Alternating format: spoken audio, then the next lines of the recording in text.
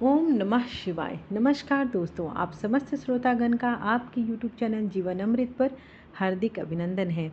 आज मैं फिर से आपके समक्ष आई हूँ और एक कमेंट के साथ ही आई हूँ कि उनकी इच्छा थी कि मैं सावन मास में जो कांवड़ यात्रा होती है उसके बारे में मैं आपको जानकारी दूँ। तो मैं उनकी कमेंट का जवाब देते हुए आज पूरी कोशिश की हूँ कि उन्हें समस्त जानकारी दूँ जिससे वो समझ सके कांवड़ यात्रा के बारे में। तो चलिए बिना देर किए आज की वीडियो का प्रारंभ करते हैं।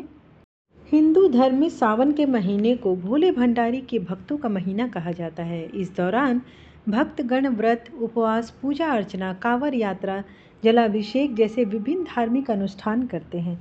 पूरे सावन सोमवार व्रत, मंगला गौरी व्रत, शिवरात्रि और कांवड़ यात्रा बहुत ही विशेष है। आज की वीडियो में मैं आपको कांवड़ यात्रा के बारे में जानकारी दूंगी, जो कि कमेंट बॉक्स में किसी ने पूछा था मुझसे इस कांवड़ यात्रा के बारे में। तो चल उसके बारे में मैं आज आपको जानकारी दूंगी। मुझे भी भगवान भोलेनाथ की कृपा से कांवड़ यात्रा करने का सौभाग्य प्राप्त हुआ। कांवड़ यात्रा के दौरान आपको पैदल चलना होता है, वो भी बिना जूते चप्पल के, परंतु आपको साक्षात शिव का आशीर्वाद और परम सुख की अनुभूति होगी। आज की वीडियो में मैं आपको कांवड़ यात्रा के नियम, तिथि, कांवड़ कितने प्रकार के होते हैं, क्या लाभ है, किसने इसे शुरू किया था, कांवड़ यात्रा का आरंभ कब से हुआ होगा, ये सारी जानकारी आपको एक वीडियो में दूंगी। कांवड़ यात्रा का आरंभ 22 जुलाई 2024 से शुरू हो रही है। वहीं इस यात्रा का समापन 2 अगस्त 2024 यानी कि सावन के शिवरात्रि के दिन होगा। कांवड़ यात्रा एक तीर्थ है जिसका सावन में भक्त और भगवान दोनों ही बेसब्री से इंतजार करते हैं। चारों तरफ आपको हरियाली और गेरुआ रंग धारण किए हुए भक्तजन ही मिलेंगे।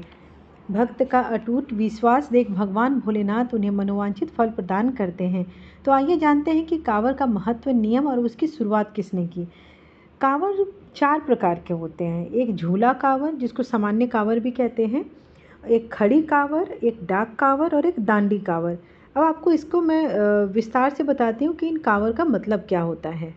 झूला कांवड़ या सामान्य कांवड़ भी कह सकते हैं उसे, वो एक ऐसा कांवड़ होता है जो कि महादेव के अधिकांश भक्त, जैसे जो बच्चे, बूढ़े, महिलाएं हैं, वो ऐसा कांवड़ है जिसको वो आसानी से लेकर चल सकते हैं और इसमें साधक उस कांवड़ को पेड़ पर या स्टैंड पर टांग कर आराम कर सकता है। वहीं खड़ी कांवड़ जो होती है, यह झूला कांवड़ थोड़ा मुश्किल होता है। इसमें साधक कांवड़ को कभी भी पेड़ या स्टैंड पर टांग कर आराम नहीं कर सकता है। इसमें चलने के लिए उन्हें हमेशा एक साथी की ज़रूरत होती है, जो जिस समय वो जो भक्त है, साधक है, आराम करता है, तब तक सहयोगी जो होता है वो कांवड़ को कंधे पर लिए रहता है। तीसरा होता है डाक कांवड़।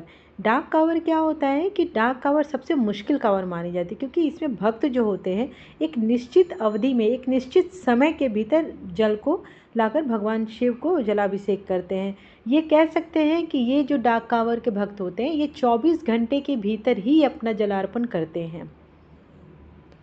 और जो चौथा होते हैं वो है दांडी कांवड़।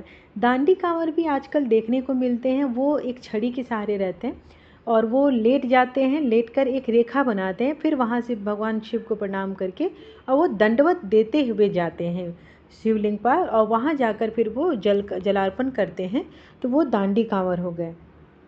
लाई इसकी भी कई मान्यताएं हैं। कांवड़ यात्रा का प्रचलन दशकों से चला आ रहा है। ऐसा माना जाता है कि सावन माह में भगवान शिव को गंगा जल चढ़ाने से हर भक्त की मुराद पूरी होती है। ऐसे में ये मान्यता है कि भगवान परशुराम गढ़मुक्तेश्वर से पहली कांवड़ में गंगा जल लाए थे और उत्तर प्रदेश के बागपत में बने पूरा महादेव मंदिर में जो शिवलिंग है उनका गंगा से अभिषेक किया था।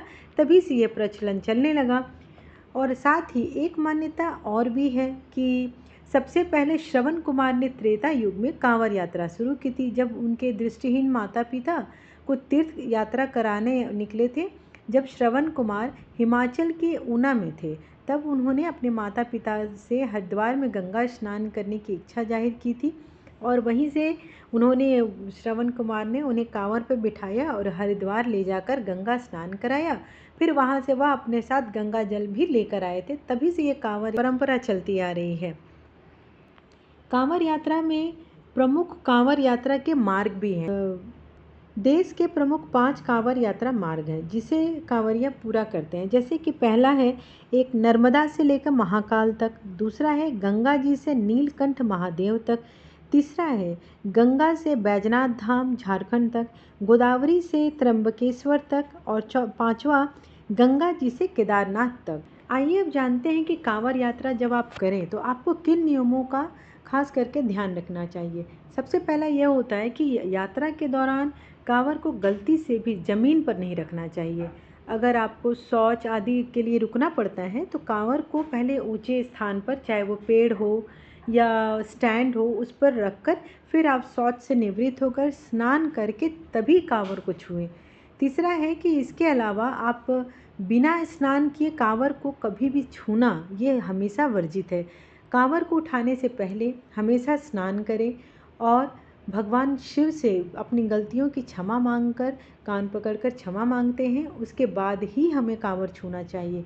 कांवड़ यात्रा के दौरान कभी भी मांस, मदिरा, तामसिक भोजन, नशा का प्रयोग ये सब कभी नहीं करना चाहिए। हमें हमेशा कांवड़ यात्रा पूर्ण भक्ति भाव से समर्पण के साथ करना चाहिए। यात्रा के दौरान किसी के प्रति मन में किसी भी तरह की दुर्भावना नहीं लानी चाहिए, ना ही घृणात्मक कोई बात सोचनी चाहिए। कांवड़ यात्रा में अमीर, गरीब, जात पात किसी भी चीज़ का बंधन या किसी भी चीज़ को लेकर भेदभाव अपने मन में कुछ भी नहीं रखना चाहिए। इससे जूते, चप्पल आदि कभी नहीं पहनने चाहिए। कांवड़ियों को हमेशा नंगे पैर ही यात्रा करनी चाहिए।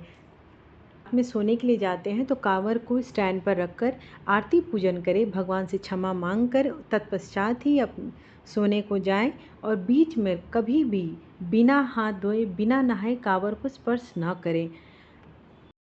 आशा करती हूँ आपको ये सब जानकारी लाभप्रद लगी हो। अगर आपको अच्छी लगी हो तो प्लीज़ लाइक कीजिए, शेयर कीजिए, सब्सक्राइब कीजिए ताकि मेरे आने वाली वीडियोस की नोटिफिकेशंस आपको मिल सकेंगी।